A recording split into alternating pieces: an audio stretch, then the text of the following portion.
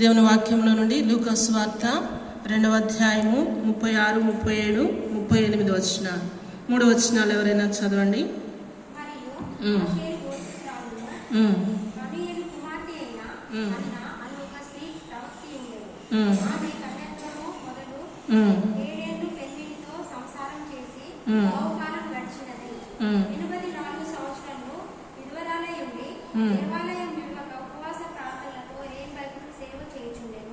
చాలు. ఇక్కడ దేవుని వాక్యంలో మనం చూసినట్లయితే లూకా సువార్త 2వ అధ్యాయము 36వ వచనంలో ఒక స్త్రీ గురించి రాయబడుతూ వచ్చింది. ఎవరంటే ఆ స్త్రీ పేరేంటి?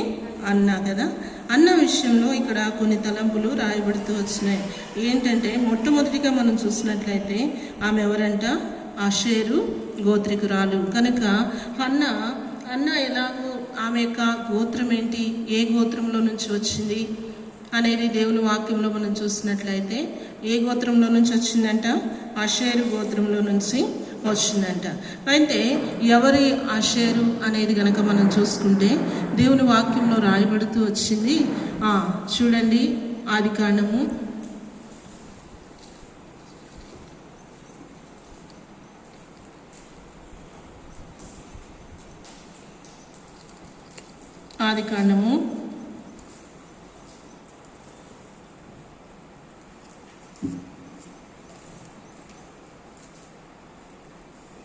29వ అధ్యాయంలో చూడండి.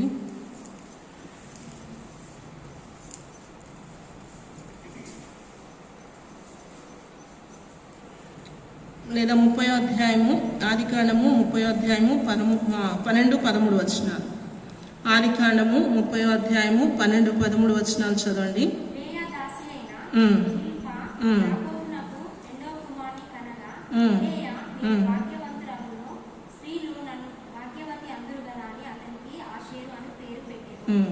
లేయా దాసి అయిన జిల్ఫా యాకోబును కన్నటువంటి కుమారుడి పేరేంటి? ఆషేరు. ఎన్నో కుమారుడు అంటే 6వ కుమారుడిగా మనం చూస్తాం. యాకోబు యొక్క కుమారుల్లో 6వ కుమారుడు ఎవరు? ఆషేరు.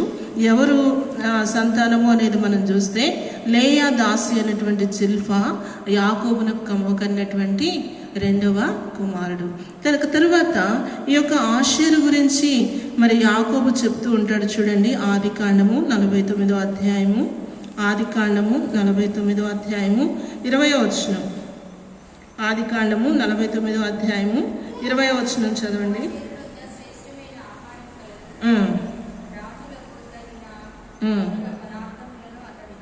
ఆషేరులో దేముందంట? శ్రేష్టమైన ఆహారము కలదు, రాజులకు తగినటువంటి మధుర పదార్థములు అతడిచ్చును.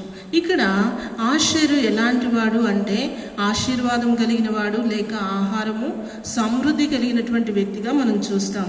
అలాంటి వ్యక్తి యొక్క అలాంటి గోత్రంలో నుంచి వచ్చినామే ఈ యొక్క అన్న అన్నమాట. లూకా సువార్త 2వ అధ్యాయము 36వ వచనంలో మనం చూసినట్లయితే ఈమె మొట్టమొదటిగా ఆషేరు గోత్రికురాలు అని చెప్పేసి దేవుని వాక్యంలో మనం చూస్తాం. తర్వాత మనం చూసినట్లయితే ఈమె ఎవరంట? పనూయేలు యొక్క కుమార్తె.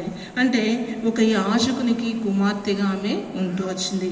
అయినప్పటికీ కూడా ఒక మంచి గోత్రంలో నుంచి ఆమె వచ్చినప్పటికీ, ఒక యాజకుని కుమార్తెగా ఆమె ఉంటూ వచ్చినప్పటికీ కూడా ఇక్కడ ఒక మాట రాయబడుతూ వచ్చింది. ఆమె ఎలా ఉంటూ ఉన్నదంట? అన్నాను ఒక ప్రవక్తి కదా. అయితే దేవుని వాక్యంలో చాలామంది ప్రవక్తలు మనం చూస్తాం.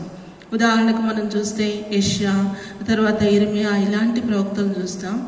కేవలం పురుషులు మాత్రమే దేవుని చేతిలో వాడబడలేదు, కానీ కొంతమంది స్త్రీలను కూడా దేవుడు ఏం చేస్తూ వచ్చినాడు? లేపుతూ వచ్చినాడు. కొంతమంది స్త్రీలను కూడా ప్రవక్తిగా వాడుకుంటూ వచ్చినాడు. మనకు తెలిసినటువంటి లేడీస్లో ఎవరెవరు ఉన్నారు చెప్పండి. ఇక్కడ అన్న ప్రవక్తి, తర్వాత దెబోరా, ఇంకా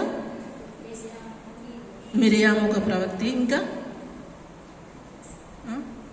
ఇంకా మనం ఆలోచన చేస్తే మిరియాము, దెబోరా, ఇక్కడ అన్న, తర్వాత ఇంకా ఎవరున్నారు? హుల్దా ఉంటుంది కదా. హుల్దా, ఇట్లా కొంతమందిని స్త్రీలను కూడా దేవుడు వాడుకుంటూ వచ్చినాడు. ప్రవక్త అంటే ఎవరు అంటే దేవుని మాటలు దేవుని సన్నిధిలో కనిపెట్టి, ప్రార్థనలో దేవుని సన్నిధిలో కనిపెట్టి, ప్రజల పక్షంగా ప్రభు ఏం ఉద్దేశిస్తున్నాడు, ప్రజల పక్షంగా ప్రభు యొక్క హృదయంలో ఏ తలంపు కలిగి ఉన్నాడు, ప్రజల పక్షంగా ప్రభు తన యొక్క హృదయంలో ఏ యొక్క ఆలోచన కలిగి ఉన్నాడు, ఏ ప్రణాళిక కలిగి ఉన్నాడు అనేటటువంటిది దేవుని యొక్క హృదయ భారాన్ని గుర్తెరిగి, ఆ దేవుని యొక్క హృదయ భారాన్ని, దేవుని యొక్క తలంపును, ఆలోచనను, ప్రణాళికను ప్రజలకు తెలియపరిచేవాడు ప్రవక్త. తరువాత ప్రజల పక్షంగా దేవుని సన్నిధిలో నిత్యము విజ్ఞాపన చేసేవాడు ప్రవక్త. అంటే ఒక మాటలో మనం చెప్పుకోవాలంటే దేవుని యొక్క ప్రజలకు, దేవుని సంఘానికి, దేవునికి మధ్య నిలవబడేటటువంటి వ్యక్తి ఎవరు? ప్రవక్త అన్నమాట. కనుక దేవుడు ఆ దినాల్లో కొంతమంది పురుషులను లేవనెత్తుకుంటూ వచ్చినాడు. ఆయా సందర్భాల్లో, ఆయా పరిస్థితుల్లో తన అక్కర కొలది కొంతమందిని వాడుకుంటూ వచ్చినాడు. అదే సమయంలో కొంతమంది స్త్రీలను కూడా వాడుకుంటూ వచ్చినాడు. అయితే ఈ ఉదయకాలంలో పరిశుద్ధాత్మ దేవుడు నీతో నాతో మాట్లాడాలనుకుంటున్నటువంటి తలంపు ఏంటంటే, ఎప్పుడు దేవుడు నీతో మాట్లాడతాడు, ఎప్పుడు దేవుడు నాతో మాట్లాడతాడు. దేవుడు నీతో నాతో మాట్లాడాలి అంటే, దేవుడు నీతో నాతో తన తలంపు పంచుకోవాలి అంటే, దేవుడు నీతో నాతో తన యొక్క హృదయ భారాన్ని పంచుకోవాలంటే మనం ఎలా ఉండాలి, మన జీవితాలు ఎలా ఉండాలి, మన యొక్క ఆలోచనలు ఎలా ఉండాలి, మనం ఎలాంటి ప్రార్థనా జీవితం కలిగి ఉండాలి, ఎలాంటి ఆత్మీయ స్థితిలో ఉన్నప్పుడు ప్రభువు మనల్ని దర్శిస్తాడు, ఎప్పుడు ప్రభువు మనతో ముఖాముఖిగా మాట్లాడతాడు అంటే, మోషే విషయంలో ఒక మాట అంటూ వచ్చినాడు. ఏమంటూ వచ్చినాడు? మోషేతో ఎలా మాట్లాడినాడంట? ముఖాముఖిగా మాట్లాడినాడంట కదా. మోషేతో ముఖాముఖిగా మాట్లాడాడు. అయితే యాకోబు మనం చూసినట్లయితే ఏలియా విషయంలో ఒక మాట రాయబడుతూ వచ్చింది యాకోబు పత్రికలో. ఏమంటాడు? ఏలియా కూడా మన వంటి స్వభావం కలిగినటువంటి మనుషుడే, కానీ ఏలియా అత్యాసక్తితో దేవుని సన్నిధిలో ప్రార్థన చేసినప్పుడు 3.5 సంవత్సరం ఏం కాలేదంట, భూమి మీద వర్షము కురేయలేదు. మరలా అదే ఏలియా ప్రార్థన చేసినప్పుడు ఏమవుతూ వచ్చింది? వర్షం వస్తూ వచ్చింది. అంటే ఒక మనిషి, రక్త మాంసములు కలిగినటువంటి ఒక మనిషి, శరీరంలో నివసించేటటువంటి ఒక మనిషి దేవుని సన్నిధిలో మోకరించి అత్యాశక్తితో ప్రార్థన చేసినప్పుడు ఆ వ్యక్తికి ఏమి లోబడుతూ వచ్చింది? సృష్టి లోబడుతూ వచ్చింది కదా. సృష్టిలో ఉన్న సమస్తము కూడా ఆ నోటి మాటకు లోబడుతూ వచ్చింది. అందుకనే సామెతల గ్రంథంలో ఒక మాట ఉంటుంది, తీయాల్సిన అవసరం లేదు కానీ, జీవ మరణములు నాలుక వశం. నాలుక వశం, యెహోవా వశం కాదు. జీవ మరణములు ఎవరి వశము? అంటే ప్రియులరా, నీవు దేవుని ఎదుట యథార్థంగా ఉంటే, నీవు దేవుని ఎదుట నమ్మకంగా ఉంటే, నీవు దేవుని ఎదుట దినదినము క్షణక్షణము నీ పరిశుద్ధతను నువ్వు కాపాడుకోగలిగితే నీ నోటికి ఏ శక్తిని ఇస్తాడంట దేవుడు? ఏ శక్తిని ఇస్తాడు? జీవ మరణములు నాలుక వశం. మన నాలుక వశంలో జీవమును మరణాన్ని పెట్టేవాడుగా ఉంటాడు. దేవుడు ఆయా సందర్భాల్లో తన యొక్క దాసులను, తన ప్రవక్తలను, తన సేవకులను ఎంత బలంగా వాడుకుంటూ వచ్చినాడంటే, అమెరికా దేశంలో ఒక గొప్ప దైవజనుని దేవుడు లేవనెత్తినాడంట. అయితే అమెరికా దేశానికి ఆ వ్యక్తిని లేవనెత్తిన తరువాత దేవుని ఆత్మచేత నింపబడి బలంగా పనిచేస్తూ వచ్చినాడంట. ఒక పట్టణానికి వెళ్ళేవాడంట, అక్కడ దేవుని సువార్తను ప్రకటించేవాడంట, దేవుని వైపు ప్రజలను తిప్పేవాడంట. తర్వాత ఎవరైతే అనారోగ్యంలో ఉన్నారో, ఎవరైతే బలహీనంగా ఉన్నారో, ఎవరైతే రోగులుగా ఉన్నారో వారి దగ్గరికి వెళ్ళి ప్రార్థన చేసేవాడంట. వాళ్ళందరూ స్వస్థత పొందేవాళ్ళంట. ఆ గ్రామం అంతా ప్రభు వైపు తిరిగిన తర్వాత మరి పక్కకి వెళ్ళిపోయేవాడంట. అట్లా అనేకమైన గ్రామాల్లో, అనేకమైన పట్టణాల్లో బలంగా ఈ దైవజనుడు పనిచేసిన కారణాన్ని బట్టి దేవుని యొక్క శక్తిని ఆ ప్రాంతాల్లో ప్రజలు చూస్తూ వచ్చినారంట. రాను రాను ఏమైపోయిందంటే ఎవ్వరు కూడా హాస్పిటల్స్ పోవట్లేదంట. డాక్టర్లందరూ, నర్సులందరూ ఖాళీగా కూర్చుని ఉన్నారంట. అలాంటి పరిస్థితుల్లో అందరూ డాక్టర్స్ కలిసి ఇలా ఈ వ్యక్తి ఈ ప్రాంతంలో ఉంటే, ఇలాగ అందరినీ స్వస్థపరిస్తే, అందరినీ బాగు చేస్తే మరి మనకి ఎట్లా పోషణ జరిగేది, మన జీవనోపాధి ఎట్లా? కనుక మనం అందరం కలిసి ఒక తీర్మానం చేయాలని వారందరూ కలిసి కోర్టులో కేసు వేశారంట. ఈ వ్యక్తి మీద కోర్టులో కేసు వేస్తే ఆ లాయరు, ఆ జడ్జి ఇతన్ని తీర్పు కొరకై పిలిచినాడంట. పిలిచినప్పుడు ఆ న్యాయ సింహాసనం ఎదుటి వ్యక్తి వెళ్ళి నిలవబడినప్పుడు ఆ జడ్జి అడుగుతా ఉన్నాడంట, అసలు నువ్వెవరు అంటే ఆయన చెప్తున్నాడంట, నేను దేవుని సేవకుడను, నేను దేవుని సేవకుడను, దేవుని చేత అభిషేకించబడినటువంటి ప్రవక్తను అంటే అప్పుడు ఆయన అడిగినాడంట, ఏ అధికారంతో నీవు రోగాలు స్వస్థపరుస్తున్నావు, అసలు నీకు ఈ అధికారం ఇచ్చిన వాళ్ళు ఎవరు అని అడిగితే ఆయన చెప్పినాడంట, దేవుడు ఇచ్చినటువంటి అధికారంతో నేను స్వస్థత చేస్తున్నా అంటే అప్పుడు మూడవదిగా అడిగినాడంట, దేవుడు నీకు ఈ అధికారాన్ని ఇచ్చినాడంటానికి రుజువు ఏంటి అన్నాడంట. ఏమన్నాడంట, దేవుడే నీకు ఈ అధికారం ఇచ్చాడు అని నువ్వు చెప్తున్నావు కదా, దేవుడే ఈ అధికారం నీకు ఇచ్చాడు అని చెప్పడానికి నీ జీవితంలో రుజువు ఏంటి అంటే అప్పుడు ఆ దైవజనుడు ఆ ప్రవక్త అంటూ వచ్చినాడంట, రుజువు చెప్తున్నా గమనించు, రేపటి దినాన నేను నిజంగా దేవుని చేత అభిషేకించబడిన వాడినైతే, దేవుని చేత పంపబడినటువంటి వాడినైతే ఈ స్థలానికి రేపటి దినాన నీవు తీర్పు తీర్చడానికి ఈ సీట్లో కూర్చో కదా, రేపటి దినాన్ని నువ్వు తీర్పు తీర్చడానికి ఈ సీట్లో కూర్చోవంటే వాళ్ళంతా అనుకున్నారంట ఏదో మాట్లాడుతున్నాడులే అని అందరూ లైట్గా తీసుకున్నారంట. ఈ జడ్జి కూడా లైట్గా తీసుకుని ఇంటికి వెళ్ళిపోయాడంట. మంచిగా రాత్రి స్నానం చేశాడు, భోజనం చేసుకున్నాడు, పడుకున్నాడు ప్రియులరా. అయితే మధ్యరాత్రి వేళ సడన్గా హార్ట్ స్ట్రోక్ వచ్చింది, ఒక్క నిమిషంలో మరణించినాడు. ఎప్పుడైతే ఆ దైవజనుని యొక్క మాట నెరవేరటం అక్కడ ఉన్నటువంటి ప్రజలు చూస్తూ వచ్చినారు. అక్కడ ఉన్నటువంటి ప్రజలు, ఆ డాక్టర్స్ అందరూ కూడా దేవుని యొక్క భయంతో నింపబడుతూ వచ్చినారు. అంటే నేనేం మాట్లాడుతున్నానంటే ప్రియులరా, నిజంగా యెషయా దినాల్లో బలంగా యెషయా పనిచేస్తూ వచ్చినాడు, ఇర్మియా దినాల్లో బలంగా ఇర్మియా పనిచేస్తూ వచ్చినాడు, మోషే దినాల్లో బలంగా మోషే పనిచేస్తూ వచ్చినాడు. పురుషులు మాత్రమే కాదు, దెబోరా దినాల్లో దేవుని అక్కర తీర్చిపట్టుకురికై దెబోరా దేవుని చేతిలో ఒక బలమైన పాత్రగా పనిచేస్తూ వచ్చింది. లూకా సువార్త 2వ అధ్యాయం 36వ వచనంలో మనం చూస్తే అన్న అన్నటువంటి ఒక స్త్రీ కూడా దేవుని చేతిలో ఒక ప్రవక్తిగా వాడబడుతూ వచ్చింది. అయితే నీవు నేను దేవుని నమ్ముకున్నప్పటికీ, రక్షించబడినప్పటికీ, బాప్టిజంలో సాక్ష్యం ఇచ్చినప్పటికీ ఎందుకు దేవుని చేతిలో బలంగా మనం వాడబడలేకపోతున్నాం? ఆనాడున్న దేవుడు ఈనాడు కూడా ఉంటూ వచ్చినాడు. యెహోవానైన నేను మార్పు లేని వాడను, నిన్న నేడు నిరంతరము ఏకరీతిగా ఉన్నానని దేవుడు అంటున్నాడు. అయితే మార్పు ఎక్కడుందంటే ప్రియులరా, నీలో నాలో మార్పు ఉన్నది. కారణం ఏంటో తెలుసా? ఆనాడు దేవుని ప్రజలు ప్రభు కొరకు బ్రతికినంత రోషముగా నీవు నేనేం చేయలేకపోతున్నాం, బ్రతకలేకపోతున్నాం. ఎందుకు?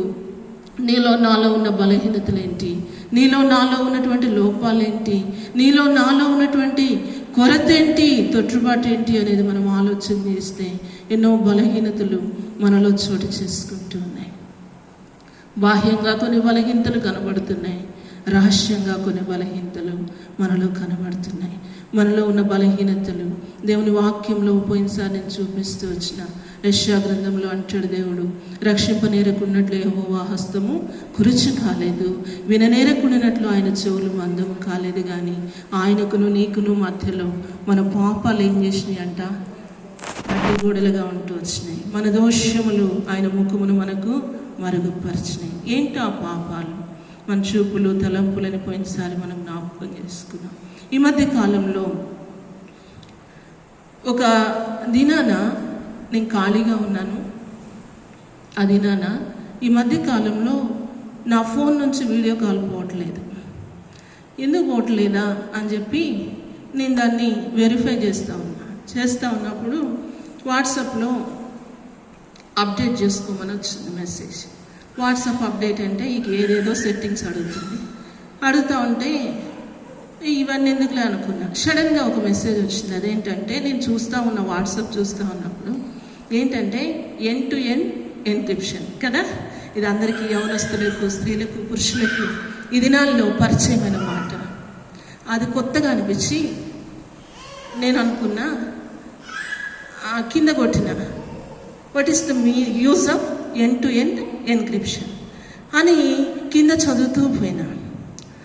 అక్కడ డిస్క్రిప్షన్ ఏముందంటే, ఆ ఎండ్ టు ఎండ్ ఎన్క్రిప్షన్ అనేది కనుక మనము అప్డేట్ చేసుకుంటే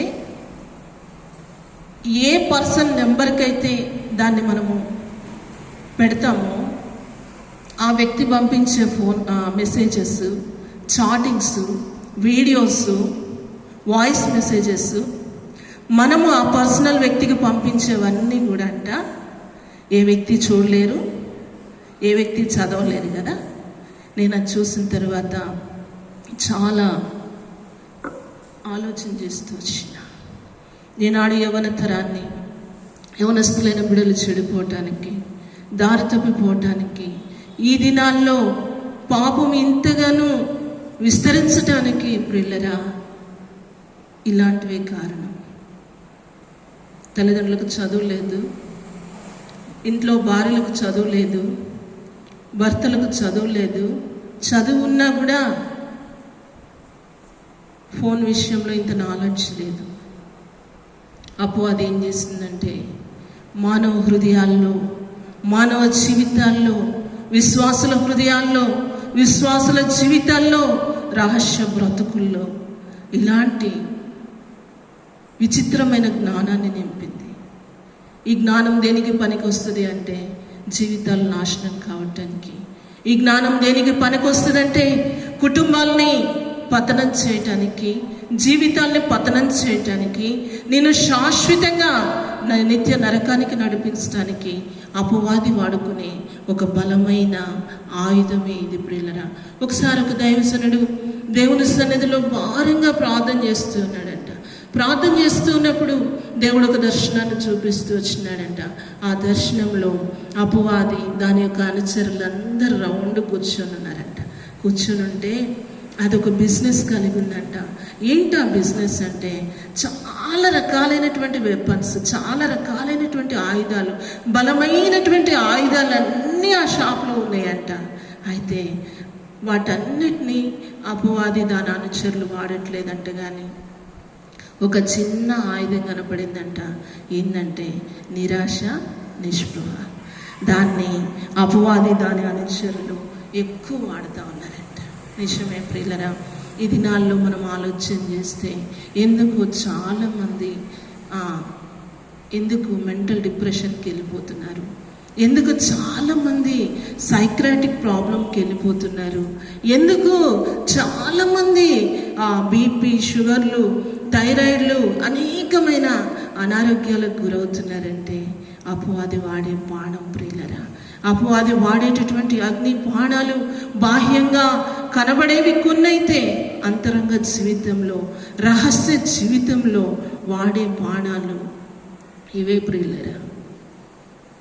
కనుక మన జీవితంలో ఇలాగూ రహస్య జీవితంలో ఇలాంటి బంధకాలతో మనం బంధించబడితే మన బంధకాలు ఇతరులకు కనబడకపోవచ్చు, మన బంధకాలు ఇతరులు చూడకపోవచ్చు, మన బంధకాలు ఇతరులు అర్థం చేసుకోకపోవచ్చు.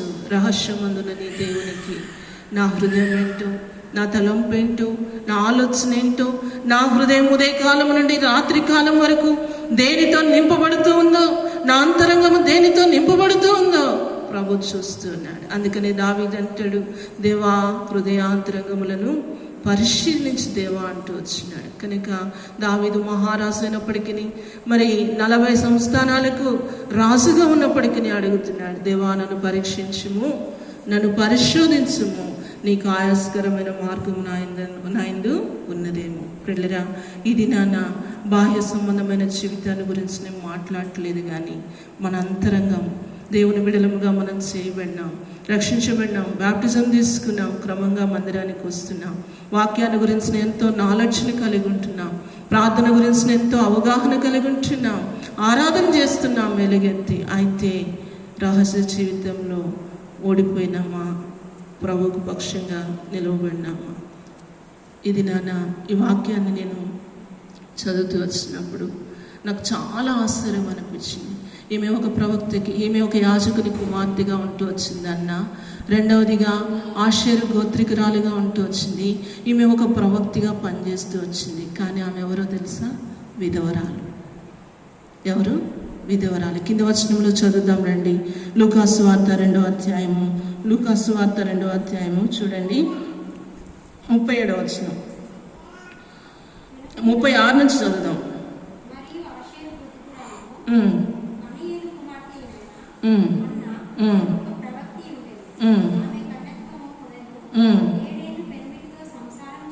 బహుకాలము గడిచినది. 8 సంవత్సరములు వివరాలై ఉండి దేవాలయమును విడవక ఉపవాస ప్రార్థనలతో రేయింబవళ్ళు సేవ చేయుచుండెను. సరే, ఇక్కడ ఆమె ఎవరంట? విధవరాలు. చూడండి, యవ్వన కాలంలో ఆమెకు వివాహమైంది. ఎన్ని సంవత్సరాలు కాపురం చేసిందంట? భర్తతో ఎన్ని సంవత్సరాలు చేసిందంట? ఎన్ని సంవత్సరాలు? అక్కడ రాయబడింది కదా, 7 ఏళ్ళు పెనిమిటితో సంసారం చేసి. అంటే నేనంట ఈమెకు మంచి యవ్వన కాలంలో వివాహమైంది, 7 సంవత్సరాలు భర్తతో కాపురం చేసింది. అయితే 7 సంవత్సరాల తర్వాత సడన్గా భర్త చనిపోయినాడు. అంటే ఇంకా యవ్వన కాలంలోనే ఉండుంటుంది. 7 సంవత్సరాలు భర్తతో కలిసి జీవించింది, బ్రతికింది కనుక ఈమె జీవితంలో ఎన్నో ఆశలు, ఎన్నో కోరికలు, ఎన్నో తలంపులు, ఎన్నో పోరాటాలు ఉంటాయి. ప్రియులరా, పాపానికి అందంతో సంబంధం లేదు, పాపానికి రంగుతో సంబంధం లేదు, పాపానికి ఎత్తుతో సంబంధం లేదు, పాపానికి కులంతో సంబంధం లేదు. లోకంలో ఒక మాట ఉంది, ప్రేమ గుడ్డిదంట కదా. చాలా మందిని మనం చూస్తే వాళ్ళ భార్యలు చాలా అందంగా ఉంటారు, కానీ వాళ్ళకి ఆ భార్యలు వికారంగా కనపడతారు. లోకంలో వికారమైన వాళ్ళు అందంగా కనపడతారు. అదే సమయంలో చాలామంది స్త్రీలకు చక్కని గుణం కలిగిన భర్తలు ఉంటారు, కానీ వాళ్ళకి భర్త మంచిగా కనపడ్డు. లోకంలో ఉన్న ఏ పనికి మాలినోడు, ఏ త్రాగుబోతో, ఏ తిరుగుబోతో ఎట్లా కనపడతాడు? అందంగా కనపడతాడు. అంటే ఇప్పుడు మనం జ్ఞాపకం చేసుకుందాం, ఎందుకు అన్న జీవితాన్ని ఈ ఉదయ కాలంలో ఈ సిస్టర్స్ మీటింగ్లో పరిశుద్ధాత్మదేవుడు మన ముందుకు తీసుకొచ్చినాడంటే, అన్న కూడా నీలాంటి నాలాంటిదే, మనకన్నా చిన్న వయసులో ఉన్నదే. ప్రియులరా, భర్తతో 7 సంవత్సరాలు కాపురం చేసింది, కానీ అనుకోని రీతిలో భర్తను దేవుడు తీసుకున్నప్పుడు, విధవరాలిగా మిగిలిపోయినప్పుడు, ఒంటరితనంలో ఉంటూ వచ్చినప్పుడు ఆమె తీసుకున్న ఒక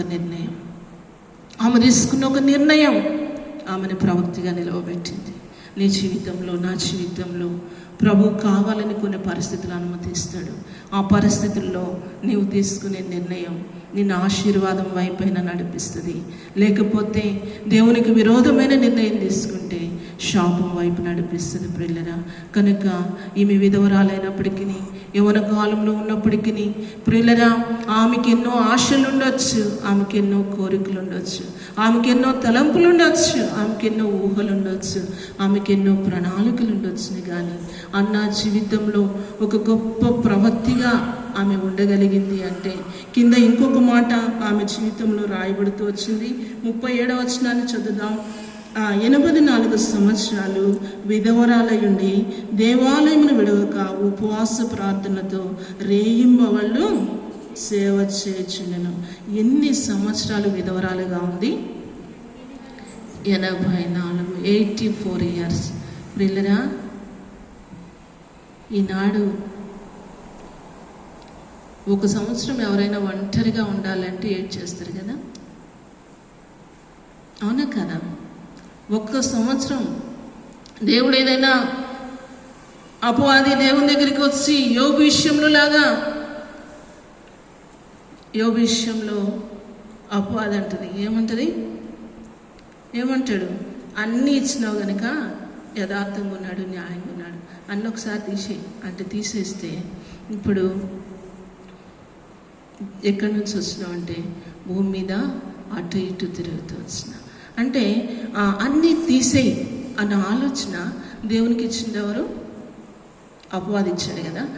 నీ జీవితంలో, నా జీవితంలో కూడా దేవుడు నిన్ను చూసి, నన్ను చూసి, నీ ఆత్మీయతను చూసి, నా ఆత్మీయతను చూసి, మన ప్రార్థనా జీవితాన్ని చూసి, ప్రభు కొరకు మనం పడే ప్రయాస, ప్రభు కొరకు మనం చేసే పరిచర్య, ప్రభు కొరకు మనం జీవించే జీవితాన్ని చూసి దేవుడు సంతోషిస్తూ ఉంటే, ఆనందిస్తూ ఉంటే, దేవుడు మనల్ని గురించి అపవాది ఎదుట మెచ్చుకుంటూ ఉంటే, అపవాది అంటది అన్నీ ఇచ్చినావు గనక, ఆరోగ్యం ఇచ్చినావు, అన్నీ ఇచ్చినావు గనక నేను గనపరుస్తున్నారు, అన్నీ ఇచ్చినావు గనక వారు నిన్ను వెంబడిస్తున్నారు, వారికి ఉన్నవి తీసేయి అని చెప్పి దేవునికి అలాంటి సలహా ఇచ్చినప్పుడు మోషే మన జీవితంలో కన్నా అనుమతిస్తాడు.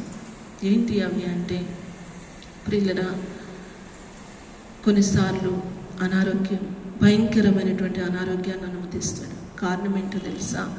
ఆరోగ్యం ఉన్నప్పుడు మాత్రమే నా బిడ్డ నన్ను ప్రేమిస్తుందా? ఆరోగ్యం ఉన్నప్పుడు మాత్రమే నా బిడ్డ నన్ను సేవిస్తుందా? ఆరోగ్యం ఉన్నప్పుడు మాత్రమే నా బిడ్డ నా పరిచర్య చేస్తుందా? ఒకవేళ అరికాలు మొదలుకొని నన్నెత్తి వరకు భయంకరమైన అనారోగ్యాన్ని నేను అనుమతిస్తే, ప్రభువా నాకు ఆరోగ్యం ఉన్నప్పుడు నీ పరిచర్య చేసిన, నాకు ఆరోగ్యం ఉన్నప్పుడు నీ మందిరానికి పరిగెత్తుకొని వచ్చిన, నాకు ఆరోగ్యం ఉన్నప్పుడు నీ సేవ చేసిన, ఇప్పుడు నాకు ఆరోగ్యం లేదు కదా, నా ఆరోగ్యం నువ్వు తీసేసావు కదా, ఇంకేం చేస్తాను నేను కూర్చుంటుందా అని పరీక్షించడానికి నీకు నాకు అరికాలు మొదలుకొని నండెత్తి వరకు అనారోగ్యాన్ని అనుమతించేవాడు ఉంటాడు. కారణం ఏంటంటే అపవాది ఎదుట నేను రుజువు చేయాలి. అపవాది ఎదుట నేను రుజువు చేయాలి. కేవలం ఆరోగ్యం ఉన్నప్పుడు మాత్రమే కాదు, అనారోగ్యంలో కూడా నా బిడ్డ నన్ను ప్రేమిస్తుంది, అనారోగ్యంలో కూడా నా బిడ్డ నా సన్నిధికి వస్తుంది, అనారోగ్యంలో కూడా నా బిడ్డ నా సన్నిధిలో కన్నీరు గార్చి ప్రార్థన చేస్తుంది, అనారోగ్యంలో కూడా నా బిడ్డ నన్ను ఆరాధన చేస్తుంది, అనారోగ్యంలో కూడా నా బిడ్డ నా పరిచర్య చేస్తుంది, నా సేవ చేస్తుందని అపవాది ఎదుట దేవుడు రుజువు చేయాలనుకుంటాడు. రెండవదిగా కేవలం అనారోగ్యం మాత్రమే కాదు ప్రియులరా, ఒంటరితనంను అనుమతిస్తే నేనంట ఇవన్నీ అపవాది యొక్క ఆయుధాలు. ఆయుధం అంటే మనం ఏదో అనుకుంటాం. ఒకటి అనారోగ్యం అనే ఆయుధాన్ని వాడితే, రెండవది ఆత్మీయ యాత్రలో ఒంటరితనం అనే ఆయుధాన్ని వాడితే ప్రియులరా, ఆయుధాన్ని వాడినప్పుడు కారణం లేకుండా చిన్న చిన్న వాటికే అది అపవాది యొక్క తంత్రం అని గ్రహించకుండా, అది అపవాది వాడుతున్నటువంటి ఆయుధము బాణమని గ్రహించకుండా రక్షించబడిన మనమే, బాప్టిజం తీసుకున్న మనమే, వాక్యం గురించినటువంటి పరిచయం ఉన్న మనమే, ఎన్నో సంవత్సరాలుగా ఆత్మీయాత్రలో సాగి వచ్చిన మనమే చిన్న చిన్న వాటిని బట్టి తల్లితో మాట్లాడడం, 9 నెలలు మోసి కానీ పెంచిన తల్లితో మాట్లాడిన విశ్వాసులు ఎందరో ఉన్నారు పిల్లలు. చిన్న చిన్న వాటికి తండ్రితో మాట్లాడడం, చిన్న చిన్న వాటికి ఊహించకుండానే భార్యాభర్తల మధ్య అసమాధానం, చిన్న చిన్న విషయాల్లోనే తల్లిదండ్రులకు, కడుపును పుట్టిన బిడ్డలకు మధ్య అసమాధానం. చాలా సందర్భాల్లో నేను పరిచర్యలో, సేవలో చూస్తూ వస్తున్నప్పుడు, అనేక మంది పంచుకుంటూ వస్తున్నప్పుడు చాలా బాధ అనిపించేది ఏంటంటే, నీ తల్లే కదమ్మా 9 నెలలు నేను మోసి కానీ నిన్ను ఇంతగా పెంచింది కదా, ఈరోజు ఈ స్థానంలో నువ్వు నిలవబడినావంటే నీకు అన్న తల్లే కదా కారణం. నీ తల్లి ఒక మాట అంటే ఏమైంది? ఓర్చుకోరు పిల్లలు. నా తల్లే కదా అనుకుంటే అక్కడ సమస్య ఉండదు, నా తండ్రే కదా అనుకుంటే అక్కడ సమస్య ఉండదు, నా అక్కే కదా అనుకుంటే అక్కడ సమస్య ఉండదు, నా చెల్లే కదా అనుకుంటే అక్కడ సమస్య ఉండదు. అంటే అపవాది వాడుతున్నటువంటి బాణాలు, అపవాది అంటే మనం అనుకుంటాం అదేదో వికారంగా మన దగ్గరకు వస్తుంది, నల్లంగా భయంకరమైన రూపంలో మన దగ్గరకు వస్తుంది, ఏదో బలమైన ఆయుధాలు మన దగ్గరికి తీసుకొస్తుంది అనుకుంటున్నాం. కాదు, కానీ లూసిఫర్ విషయంలో రాయబడుతూ వచ్చింది అది చాలా అందమైనటువంటి దేవదూత ప్రియులరా. కనుక మన జీవితంలో మనం జ్ఞాపకం చేసుకుందాం, అపవాది దినాల్లో నీ ఆత్మీయ జీవితంలో నష్టపరచడానికి, నిన్ను శాశ్వతంగా దేవుని రాజ్యానికి దూరం చేయటానికి వాడే ఆయుధాలు ఏంటో తెలుసా? నీకు నీ తల్లికి మధ్య ఏదో ఒక చిన్న మాట దగ్గర అసమాధానం తీసుకురావటం. రెండవదిగా పొరపాటున అసమాధానం వచ్చిందనుకో క్షమించే మనస్సు లేకుండా చేయటం, సర్దుకొని పోయే మనస్సు లేకుండా చేయటం, తగ్గించుకునే మనస్సు లేకుండా చేయటం. ఈ రీతిగా తల్లిదండ్రులకు, బిడ్డలకు మధ్య, తర్వాత అక్క చెల్లెళ్ళకు మధ్య, అన్నదమ్ములకు మధ్య, ఒకే ఇంట్లో నివసించే భార్యాభర్తలకు మధ్య అసమాధానాన్ని తీసుకొని వచ్చి దేనిలోనికి తీసుకొస్తుందంటే రెండవ ఆయుధమైన ఒంటరితనంలోనికి తీసుకొస్తుంది. చిన్న చిన్న కారణాలను బట్టి తల్లిదండ్రులు మనకు దూరం అవుతున్నారు. చిన్న చిన్న కారణాలను బట్టి తల్లిదండ్రులకు, బిడ్డలకు మధ్య ఇంతకు ముందు ఉన్నటువంటి ప్రేమ లేదు, ఇంతకు ముందు ఉన్నటువంటి ఆప్యాయత లేదు, ఇంతకు ముందు ఉన్నటువంటి ఆ యొక్క బంధం లేదు. ఇంతకు ముందు ఉన్నటువంటి ఏదైనా బాధ వస్తే, అనారోగ్యం వస్తే, కష్టం వస్తే, ప్రతికూలత వస్తే, ఇరుకు వస్తే, ఇబ్బంది వస్తే, ఒకరినొకరు ఆదరించుకునేటటువంటి, ఒకరినొకరు పరామర్శించుకునే, ఒకరినొకరు ఓదార్చుకునేటటువంటి స్థితిని మనం కోల్పోయేటట్లు అపవాది చేస్తుంది. తరువాత ప్రియులరా, భార్యాభర్తల మధ్య ఇలాంటి పరిస్థితి తీసుకొస్తుంది. మా తల్లిదండ్రులు కడుపును పుట్టిన బిడ్డల మధ్య ఇలాంటి పరిస్థితి తీసుకొచ్చి చివరికి నిన్ను నన్ను ఒంటరితనంలోనికి తీసుకొస్తుంది. దీనికి కారణం ఏంటో తెలుసా? అపవాది నీ జీవితంలో వాడే బలమైన ఆయుధం ఒంటరితనం. దేవుడు అనుకుంటాడు, అపవాది అంటది, అందరూ ఉన్నారు కనుక, సంఘం ఉన్నది కనుక, సమాజం ఉంది కనుక, ఆదరించే ప్రేమించే తల్లిదండ్రులు ఉన్నారు కనుక, లేకపోతే అక్క చెల్లెళ్ళు అన్నదమ్ములు ఉన్నారు కనుక ఇంతగా ఆత్మీయాత్రలు సాగిపోతున్నారులే. హెబ్రోను విశ్వాసులు ఒక్కసారి వాళ్ళని ఒంటరోళ్ళని చేసి చూడు. ఆ ఒంటరితనంలో వాళ్ళు పడిపోకపోతే అప్పుడు చెప్పు నాకు అంటాడు. అయితే ప్రియులరా, ఆత్మ సంబంధమైన గ్రహింపులోనికి మనం వచ్చినప్పుడు వీటన్నిటినీ, ఆత్మీయ లోతుల్లోనికి వెళ్ళి వీటన్నిటిని ఎప్పుడు మనం గ్రహించగలుగుతాం, ఎప్పుడు మనం అర్థం చేసుకోగలుగుతాం, ప్రభు హృదయంలో ఉన్నటువంటి భారాన్ని ఎప్పుడు గ్రహించగలుగుతామంటే ప్రియులరా, ఆత్మ సంబంధమైన మన మనోనేత్రాలు వెలిగించబడినప్పుడు. ఏదో ఒక దాని చేత మన కనులు మూయబడితే, జీవగల దేవుని కనులు చూడలేని స్థితిలో ఉంటే దేవుని హృదయ భారం నీకు అర్థం కాదు. ఆత్మ సంబంధమైన చెవులు మూయబడితే, నీ హృదయం మూయబడితే, నీ మనసు మూయబడితే ఆ ప్రభువును కనులారను చూడలేవు. ఆ ప్రభు యొక్క బాధ ఏంటో, ఆ ప్రభు యొక్క వేదన ఏంటో, ప్రభు యొక్క హృదయ భారం ఏంటో, దేని కొరకు ఆయన దుఃఖపడుతున్నాడు, దేని కొరకు ఆయన కన్నీరు గారుస్తున్నాడు, దేని కొరకు ఆయన తండ్రి కుడిపార్శ్వంలో కూర్చుని నిత్యము విజ్ఞాపన చేస్తున్నాడు, నీకు నాకు అర్థం కాదు ప్రియులరా.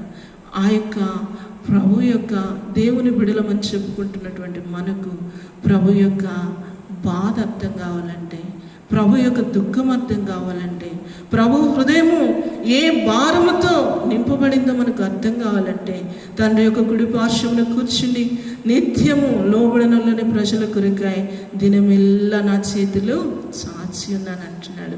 దినమంతా కూడా తండ్రి యొక్క కుడి పార్శ్వమున కూర్చుని చేతులు సాచి నీ విషయంలో, నా విషయంలో దేని కొరకు విజ్ఞాపన చేస్తున్నాడు. ఆయన విజ్ఞాపన ఏంటో ఆత్మ సంబంధమైన మన చెవులు వినాలంటే, మన కనులు చూడాలంటే, మొట్టమొదటిగా ఇది నాన్న దేవుని బిడలమని చెప్పుకుంటున్న మన మనోనేత్రాలు వెలిగించబడాలి, మన చెవులు తెరవబడాలి, మన హృదయము తెరవబడాలి, మన మనస్సు తెరవబడాలి. లూదియా హృదయం వలె నీ హృదయము, నా హృదయము తెరవబడాలి ప్రభువా. అలాగ తెరవబడినప్పుడు ప్రభువును కనులారా మనం చూడగలుగుతాం. మన ప్రార్థనలో ప్రభువును మనం చూడగలుగుతాం.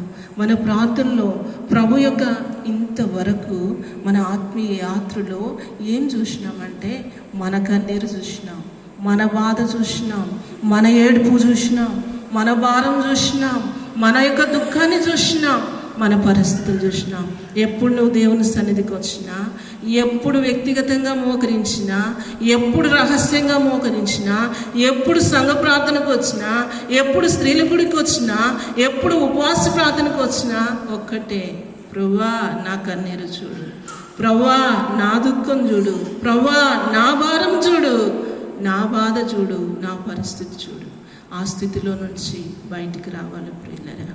మన వైపు మనం చూసుకునే స్థితిలో నుంచి, ప్రభువా ఇంతకాలం నా కోసం ఏడ్చిన, ఇంతకాలం నా వైపు నేను చూసుకున్నా, ఇక చాలు నా జీవితం. ఇది నాన్న నీ వైపు చూసే కన్నులు నాకి, నిన్ను కనులారా చూసే కృప నాకి ప్రభువా. నీ మాటలు వినే చెవులు నాకి ప్రభువా. నీ హృదయ భారమును గ్రహించి పాలు పంపులు పొందగలిగినట్లు నా హృదయాన్ని, నా మనస్సును తెరవమంటే, ఇంతకాలం దేవుని సన్నిధిలో చేతులెత్తి చేతులు చాచి మనం ప్రార్థన చేసినాం. ఇప్పుడు మనం చూడాలి, తండ్రి కుడి పార్శ్వమున కుమారునిగా కూర్చుని దేని కొరకు విజ్ఞాపన చేస్తున్నాడు. నీ జీవితంలో ఒక్కసారి చూడగలిగితే ఆ ప్రభు యొక్క బాధ, ఆ ప్రభు యొక్క దుఃఖము, ఆ ప్రభు యొక్క కన్నీరు, ఆ వేదన, ఆయన హృదయ భారము వెలిగింపబడిన నీ కనులతో నువ్వు చూడగలిగితే, తెరవబడిన హృదయంతో, తెరవబడిన మనసుతో నువ్వు చూడగలిగితే, ఆత్మీయ జీవితంలో ఎన్నటికీ ఓటమి ఉండదు ప్రియులారా. ఆత్మీయ జీవితంలో ఇంకెన్నటికీ పతనం ఉండదు. ఆత్మీయ జీవితంలో సణుగులు ఉండవు, సంశయాలు ఉండవు. ఆత్మీయ జీవితంలో వెనుదిరిగేటటువంటి స్వభావం ఉండదు. ఎందుకు వెనుదిరుగుతున్నాం? ఎందుకు బలహీనమవుతున్నాం? ఎందుకు రోగులమవుతున్నాం? ఎందుకు పడిపోతూ ఉన్నాం? ఆత్మీయ యాత్రలో నడవలేకుంటున్నాం అంటే మన కన్నులు తెరవబడలేదు, మన చెవులు తెరవబడలేదు, మన హృదయం తెరవబడలేదు, మన మనసు తెరవబడలేదు. అయితే ఈమె ఎందుకు ఒక విధవరాలుగా ఉన్నప్పటికీ, ఒంటరితనంలో ఉన్నప్పటికీ 84 సంవత్సరాలు సుదీర్ఘ కాలము ఒక ప్రవక్తిగా ఎలాగూ పని చేయగలిగింది? దివారాత్రులు దేవుని మందిరంలో ఉంటూ రేయింబగళ్ళు ఉపవాస ప్రార్థనలతో తన శరీరాన్ని చంపుకొని దేవుని సేవ ఎలాగూ చేయగలిగిందంటే ఆమె కన్నులు దేవుడు తెరిచినాడు, ఆమె హృదయాన్ని దేవుడు తెరిచినాడు, ఆమె మనస్సును దేవుడు తెరిచినాడు, ఆమె చెవులను దేవుడు తెరిచినాడు. ఇప్పుడు లోకం వైపు ఆమె చూడట్లేదు, తన వైపు తాను చూసుకోవట్లేదు, పరిస్థితుల వైపు చూడట్లేదు, ఇరుగు పొరుగు వారి వైపు చూడట్లేదు. ఆమె గురి ఒక్కటే, ఆమె గమ్యం ఒక్కటే, నా ప్రభు వైపు నేను చూడాలి, నా ప్రభు యొక్క బాధ ఏంటో నేను చూడాలి. రెండవ తలంపు, మొట్టమొదటిగా ప్రభు వైపు మాత్రమే ఆమె చూస్తూ వచ్చింది. రెండవ తలంపుగా మనం చూస్తే ప్రియులరా, నీవు నేను దేవుని పరిచర్య చేయాలంటే, నీవు నేను దేవుని యొక్క హృదయాన్ని గ్రహించాలంటే, నీవు నేను దేవుని యొక్క తలంపును గ్రహించాలంటే, నీవు నేను ప్రభు యొక్క హృదయ భారాన్ని నిత్యము ఆయన నీ పక్షంగా నా పక్షంగా చేస్తున్న విజ్ఞాపనను అర్థం చేసుకోవాలంటే మన శరీరాన్ని నలగొట్టుకోవాలి, మన శరీరాన్ని నలగొట్టుకోవాలి. అపోస్తలుడైన పౌలు అంటాడు, దినము దాన్ని ఏం చేస్తున్నాడంట? నలగొట్టుకొని స్వాధీనపరుచుకున్నాడు. మనకు ముందున్నటువంటి దేవుని చేతిలో బలంగా వాడబడినటువంటి స్త్రీలు కానీ, పురుషులు కానీ, ప్రవక్తలు కానీ, దైవజనులు కానీ ఎందుకంత గొప్ప పరిచర్య చేయగలిగినారంటే శరీరాన్ని ప్రేమించలేదు ప్రియులారా, శరీరాన్ని ప్రేమించలేదు, శరీరాన్ని పోషించుకోలేదు. కానీ వాళ్ళు ఏం చేస్తున్నారు తెలుసా? దినము ఉపవాసముల ద్వారా దినము కూడా శరీరాన్ని ఏం చేస్తూ వచ్చినారు? నలగొట్టుకుంటూ వచ్చినారు. దినము శరీరాన్ని నలగొట్టుకొని ఆ శరీరాన్ని లోబరుచుకుంటూ వచ్చినారు కనుక శక్తివంతమైన బలమైన పరిచర్య సేవ చేయగలుగుతూ వచ్చినారు. అనేకులకు ఆశీర్వాదకరమైన పాత్రలుగా వారు మారుతూ వచ్చినారు. అన్న జీవితంలో నీవు నేను నేర్చుకోవాల్సింది ఏంటంటే, ఒంటరితనము అనే దాన్ని ఆత్మ సంబంధమైన మన మనోనేత్రాల ద్వారా ప్రభు వైపు మాత్రమే చూసి, ప్రభు మీద మాత్రమే దృష్టి ఉంచి మనం దాన్ని అధిగమించాలి. రెండవదిగా మన శరీరాన్ని దినము నలగొట్టుకోవాలి, దినము నలగొట్టుకోవాలి. ఎప్పుడైతే మన శరీరాన్ని మనం నలగొట్టుకుంటామో అప్పుడు ప్రభుకు లోబడేవారు ఉంటాం. ప్రియులరా, ఇది నా అనుభవంలో ప్రభు నేర్పిస్తూ వచ్చినాడు, ఇది నా అనుభవంలో ప్రాక్టికల్గా ప్రభు నేర్పిస్తూ వచ్చినాడు. ఎప్పుడైతే బీపీ షుగర్ 2 అటాక్ అయినాయో డాక్టర్ దగ్గరికి వెళ్ళినప్పుడు నేను చూసుకున్నప్పుడు ఓవర్ వెయిట్ ఉంటూ వచ్చిన. ప్రతి రోగానికి ఓవర్ వెయిట్ కారణం, ఎక్కువ వెయిట్ ఉండటం కారణం అన్నప్పుడు ప్రియులరా, ఆ వెయిట్ని నేను తగ్గించుకునే ప్రయత్నం చేస్తూ వచ్చినాను. కానీ అయితే కొన్ని నా ఫుడ్ చేంజెస్ నేను చేస్తూ వచ్చినప్పుడు లిటరల్గా నేను ఊహించినంత వెయిట్ తక్కువ టైంలో నేను తగ్గలేకపోయినప్పటికీ కూడా నేను నా అనారోగ్యాన్ని బట్టి, షుగర్ని బట్టి, ఈ బీపీని బట్టి, నాకున్న సివియర్ బాడీ పెయిన్స్ని బట్టి కొన్ని ఫుడ్ మొత్తం నేను ఏం చేస్తూ వచ్చిన, మార్చుకుంటూ వచ్చిన.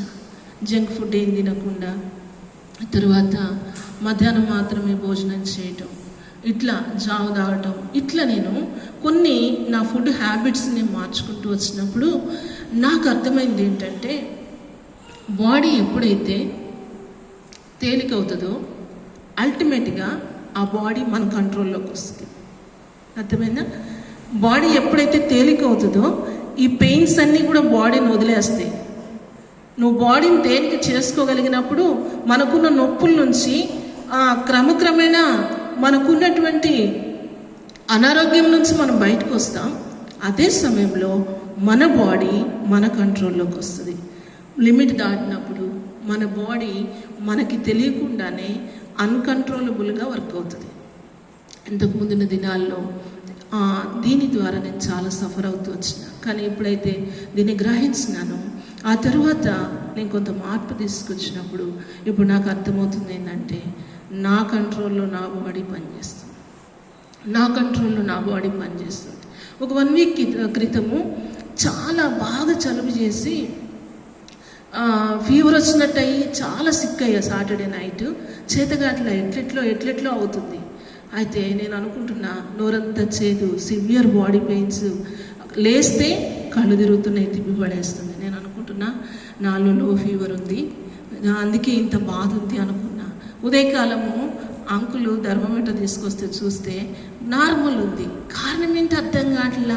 లేస్తే కళ్ళు తిరుగుతున్నాయి, బాడీ మొత్తం ఎట్లెట్లో. నాకు ఫస్ట్ టైం కాబట్టి దాన్ని ఎట్లా చెప్పాలో అర్థం కాని పరిస్థితి. తర్వాత ఆదివారం ఏం చేసిన అంటే ఉదయకాలము ఆ పారాసిటమాల్ ఇవన్నీ వేసుకొని బాడీ కొంచెం రిలీఫ్ అనిపించిన తర్వాత, ఆ రోజు చర్చికి కూడా రాలేకపోయినా అనిపించిన తర్వాత బీపీ షుగర్ 2 టాబ్లెట్లు వేసుకోవడం మర్చిపోతే సాయంకాలానికి బాడీ మొత్తం తేలికైపోయి మంచిగా ఉంది.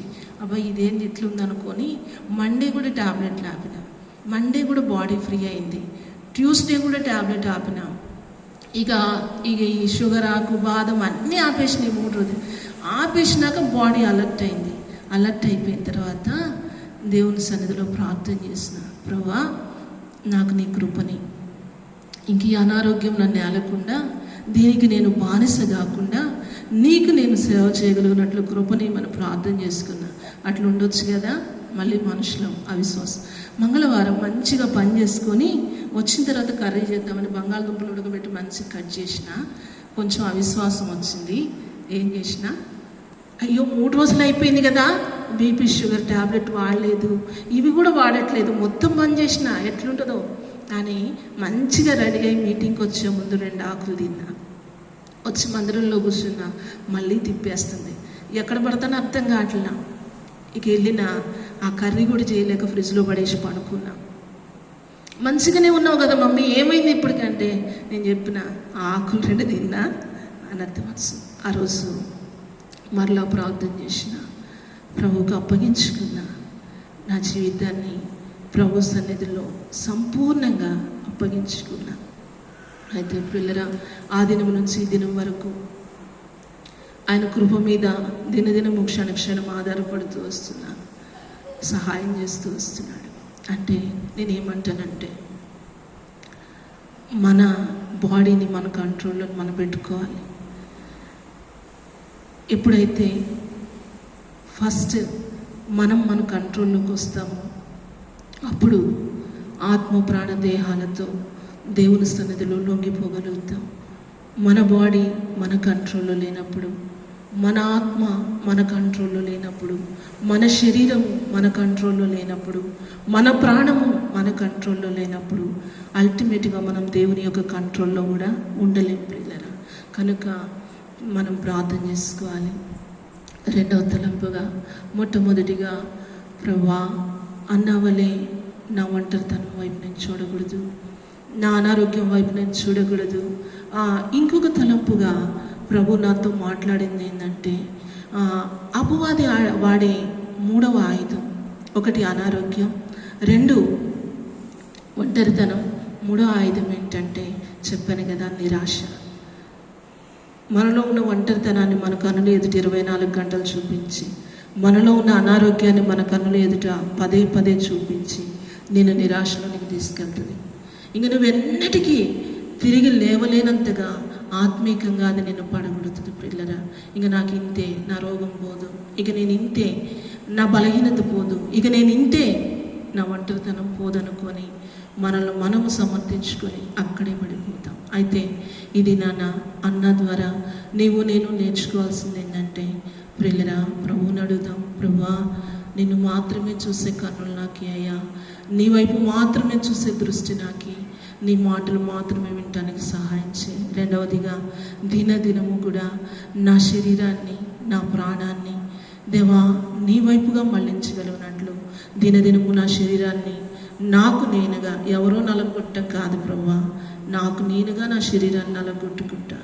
పౌలు అన్నట్లు దినదినము నా శరీరాన్ని నలగొట్టుకొని స్వాధీనపరచుకోవటానికి, రెండవదిగా నా ఆత్మ ప్రాణ దేహాలు మూటిని కూడా దినదినము నీకు లొంగిపోయేటట్లు మనం ఏం చేయాలంటే మన ఆత్మతోటి, ప్రాణంతోటి, దేహముతోటి ప్రభువుకు లొంగిపోవాలి. ఒక దైవజనుడు ప్రార్థన చేస్తాడు. ఆ ప్రార్థన ఆయన ఎప్పుడు వాక్యం ప్రారంభించాలన్నా ప్రార్థనలో ఒక మాట ప్రార్థన చేస్తాడు. ప్రభువా, దీన దాసుని ఆత్మ ప్రాణ దేహాలతో నీ సన్నిధిలో నేను లొంగిపోతున్నానంటాడు. ప్రియులారా, మనం నిజంగా దేవుని చేతిలో బలంగా వాడబడాలంటే, దేవుని యొక్క కార్యాలు మన వ్యక్తిగత కుటుంబ సంఘంలో చూడాలంటే మనం కూడా లొంగిపోవటం అవసరం. మనుషులకు కాదు కానీ దేవునికి లొంగే వారంగా మనం ఉండాలి. ఆ రీతిగా మన ఆత్మని, ప్రాణమును, దేహమును దేవునికి లోబర్చుకోగలిగితే నీ ద్వారా, నా ద్వారా గొప్ప కార్యాలు చేస్తాడు. ఆనాడు అన్న మాత్రమే కాదు, 84 సంవత్సరాలు ఒంటరిగా ఉంటూ దేవాలయంలో దీవారాత్రులు ఉంటూ ఉపవాస ప్రార్థనలతో ప్రభువుకు సేవ చేసిందని దేవుని వాక్యంలో రాయబడింది. సేవ చేయాలన్న ఆశ ఉంది, పరిచర్య చేయాలన్న ఆశ ఉంది, ప్రభు కొరకు వాడబడాలన్న ఆశ ఉంది, అనేక ఆత్మలను ప్రభు కొరకు సమకూర్చాలన్న ఆశ ఉంది. కానీ మనము వీటిని చేయించలేకపోతున్నాం.